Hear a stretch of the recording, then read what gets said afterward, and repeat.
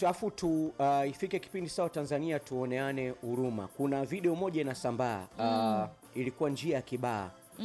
Ndugu yetu mmoja anarekodiwa, gari anaenda kushoto anarudi kulia, anaenda hivi. Sio kama umeiona ile Adidi. Hujaiona? Yuko barabarani anayumba. Hivi kabisa anayumba, anaingia kwenye mstari, anagusa pembeni, anaenda hivi. Nani alikuwa anamrekodi? Jamaa wa nyuma. Sasa jamaa lakini alikuwa anafanya juhudi, anampigia honi sana. Ni kama mtu alikuwa hasikii chochote akiwa ndani ya gari.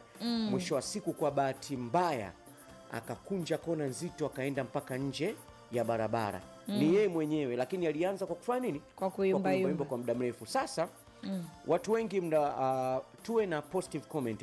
Mtu mwingine bado amepata tatizo la afya akili hivyo barabarani, labda na mawazo, au mwingine amepata ile wanaita yenyewe attack, mzigo mguu unakuwa kwenye accelerator tu. Kwa hiyo hujui cha kufanya nini cha kufanya. Kwa hiyo tuoneane huruma, instead of kumshambulia mtu au kumrekodi peke yake, inabidi tukamzuie ili tuzuie jambo kubwa zaidi kufanya nini kutokea.